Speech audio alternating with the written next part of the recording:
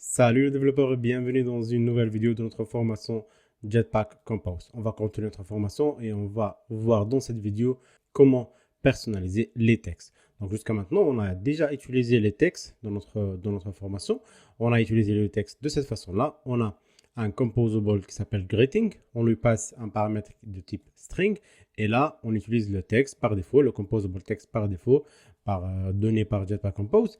Et on lui passe cette valeur-là salut et on la concatine avec la valeur de name. Par exemple, salut Android, salut comme vous voulez, salut le nom en tout cas que vous allez passer en paramètre. Ok, donc on a aussi vu comment personnaliser la couleur. On a fait comme ça, color, juste comme d'habitude, c'est juste une virgule par là, comme ça, on met virgule et on met color égale par exemple color.red de cette façon-là.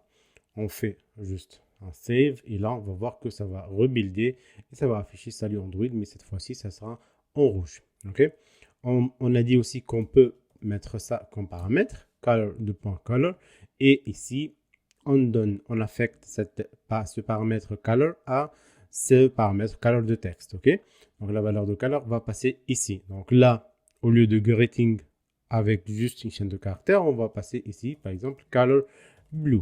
Ok, et ici, on va passer par exemple color black. Donc dans le preview, c'est blue. On a dit que ça, c'est le preview. Ça, on peut le voir quand on exécute l'application. Donc, mais ce qu'on va voir ici, ce sera du bleu. Vous voyez, c'est le bleu. Pourquoi? Parce que là, on parle de preview. Ok. Donc ça, c'est comment changer la couleur. On l'a déjà vu, mais c'était juste un petit rappel. Alors, ce qu'on peut voir aussi, c'est comment changer le font size, la taille du texte. Donc là, on va mettre size, font size, et après, on met la text unit. Comme je l'ai dit plusieurs fois, vous n'êtes pas obligé d'apprendre tout ça par cœur.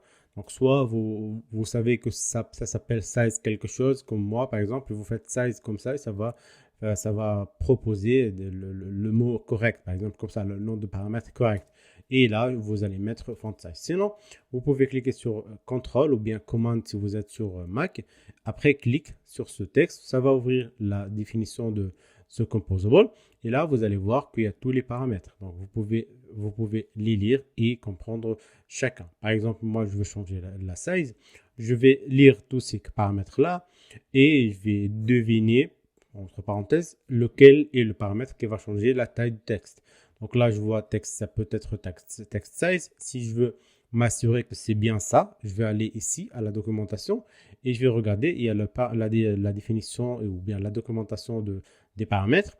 La font size, c'est quoi? The size of glyphs to use when painting the text. Okay, donc c'est la taille du texte. Et ici, le type de ce font size, c'est text unit. C'est un peu bizarre pour quelqu'un qui n'a pas fait encore de Jetpack Compose, mais on va voir ce que c'est ce text unit. Donc là, on a dit que ça s'appelle font size. Maintenant, on sait ce que c'est. Donc, on peut passer, par exemple, 20. Mais 20 quoi? Par exemple, si vous avez fait déjà de l'Android avec XML, on mettait SP pour les textes, pour les fonts de size des textes. Et on mettait aussi DP pour les tailles en général. Mais pour les textes, précisément, on met SP. C'est comme pixel, mais c'est dans cette pixel, c'est une densité de pixels. Mais pour les textes, on met SP. Mais là, on n'est pas dans l'XML, c'est pas une chaîne de caractères, donc c'est pas des attributs comme de l'XML comme ça. SP, on ne peut pas faire ça. Vous voyez là, il y a une erreur. Donc, text unit, c'est en rouge. Donc, on ne peut pas faire ça. Mais il y a qu'en Kotlin, ce qui est très intéressant en Kotlin, ce sont les extensions. On peut faire .sp. OK? Donc, et là, ça nous demande de l'importer. Vous voyez? Et là, c'est bon. On peut mettre aussi pareil, .dp. Ça va nous demander de l'importer. Mais là, vous voyez que ça ne l'accepte pas. Pourquoi? Parce que là, on a dit que le font size, c'est un text unit. Et le text unit, c'est le SP. Vous voyez, SP de type, vous voyez là, le type de retour de ce SP là, de cette extension là, c'est text unit. Si on met DP, le type de retour, c'est DP tout simplement. Ok, donc là, c'est comme ça, 20 SP. On va voir ici. Donc là, je vais faire deux previews pour avoir des previews avec des textes différents. Ok, donc là, je vais l'appeler preview 2. Maintenant, on sait qu'on peut faire plusieurs previews. Donc là, le premier, pour celui-là, par exemple, je vais mettre red. Et je vais passer aussi text size. Ça sera text unit. Et je vais le passer ici. Ou bien, je peux le mettre comme ça. 20 aspects par défaut. Donc, si on passe pas de paramètres, ça sera 20 aspects. Si on passe pas de paramètres, ce sera la valeur qu'on va passer en paramètres. Donc là, par exemple, pour le rouge, je vais mettre seulement 10 aspects. On va voir à quoi ça va ressembler. Vous voyez ici? Donc là, celui-là, je ne lui ai pas passé de dimension, de taille.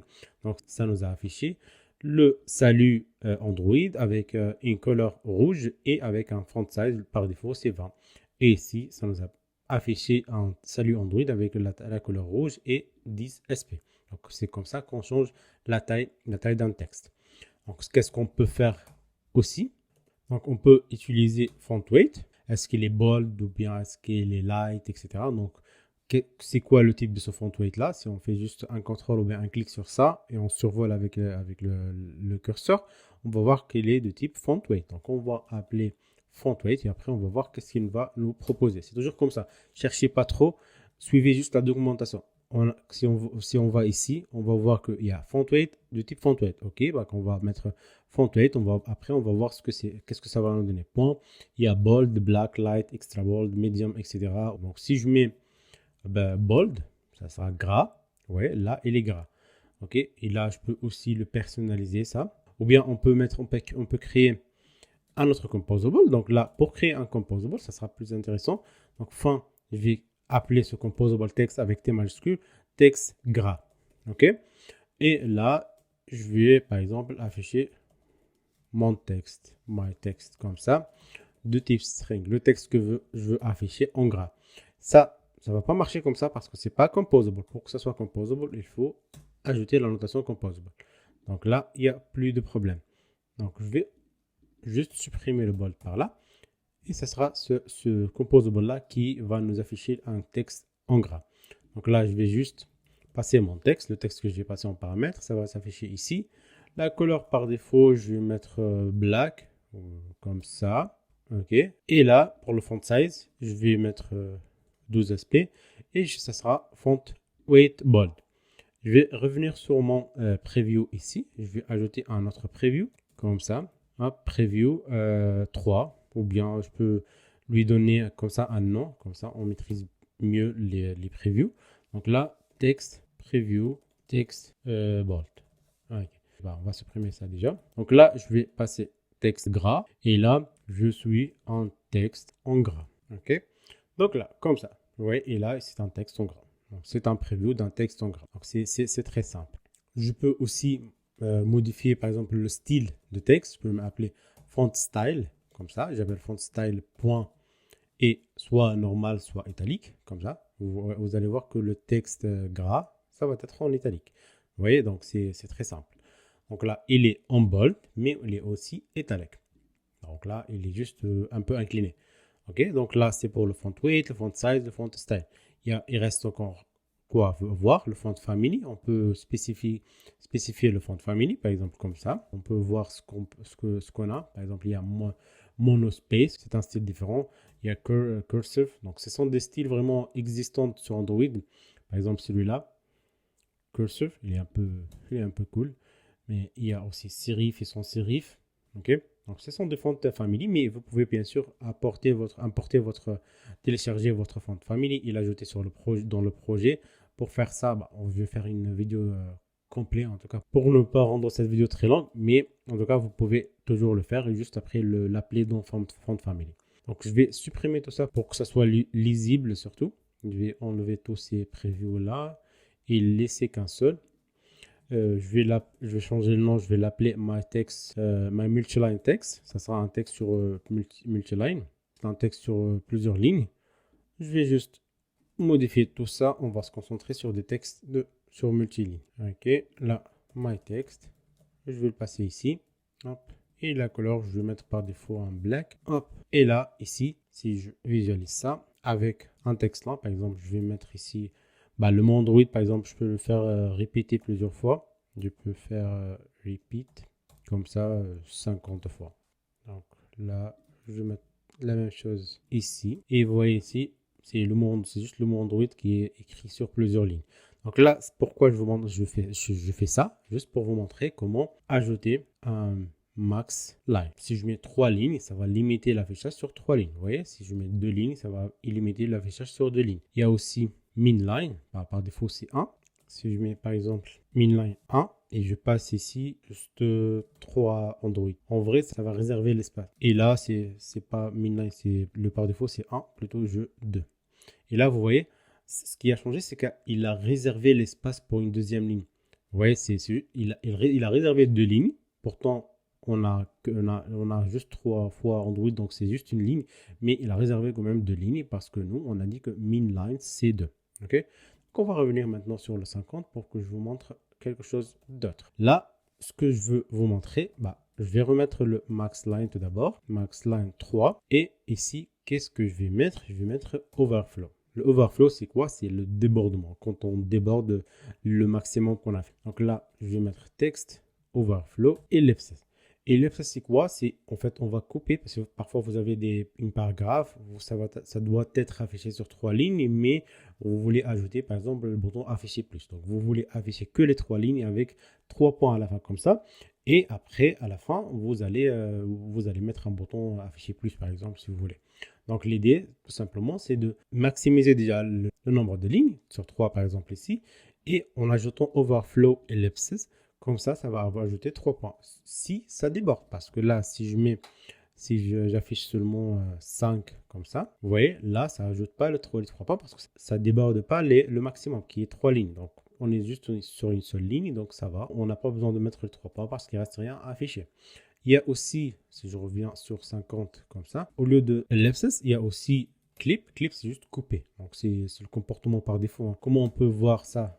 Clip, si je ne mets pas de maxline.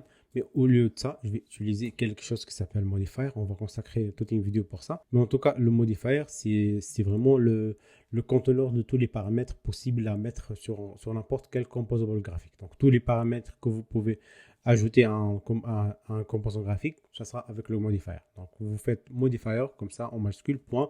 Et après, soit vous modifiez le height, vous modifiez le width, vous modifiez tout en tout cas. Tout est modifiable par là. Donc là, je vais juste ajouter un height. Je vais maximiser le height. Le height, ça sera par exemple 10 dp. On a dit que les dimensions, on peut utiliser soit ASP, soit dp. Donc là, vous voyez, quand j'ai mis 100 dp, ça a changé. C'est pas la même chose. Si j'enlève ça, vous voyez, on est sur plusieurs lignes. Mais si je limite l'auteur à 100 dp, ça va juste afficher ça. Et avec ellipse, ça va couper. Ça ne va pas afficher 3 points, ça va juste le couper par là. Si je remets ellipses, là, vous voyez, ça va afficher 3 points. Donc, soit vous limitez le nombre de lignes, soit vous limitez l'auteur ou bien la largeur aussi. Vous pouvez faire ce que vous voulez. Donc, en résumé, c'est ça le texte. C'est ça les différents attributs qu'on utilise le plus, en tout cas. Il y a text align aussi, ça c'est intéressant, on va le faire. Dans text align, ça peut être soit left, soit right, soit center, soit justify, soit start, soit end, etc. On va voir ça rapidement. Ok, je vais plus répéter ça. On va rester sur plutôt pas le high, on s'en fout du high un peu ici. Et je vais mettre quand même un width de 200 dp. Ok, donc le width il est comme ça. Donc text align center par exemple. Et ça va centrer le texte. Vous voyez, c'est juste ça. Right, si je mets right, ça va être ici. Le par défaut, c'est left. Après, vous pouvez mettre ce que vous voulez. Donc, c'était tout pour les textes. J'espère que ça a été clair. Si vous avez des questions, bien sûr, n'hésitez pas de les poser soit dans les commentaires, soit par message sur Instagram, par mon compte perso, mais le compte Super Développeur. Et aussi, vous pouvez encore mettre la main sur mon guide Kotlin gratuit. C'est un aide-mémoire. Ça peut vous aider quand vous développez. Donc, en fait, c'est un résumé de code de syntaxe de Kotlin sur 3 pages. Je suis sûr que c'est très utile pour vous. Quand vous développez, ça sera vraiment un aide-mémoire très utile. Et bien sûr, n'oubliez pas de s'abonner à la chaîne et de laisser un pouce bleu si vous avez aimé la vidéo.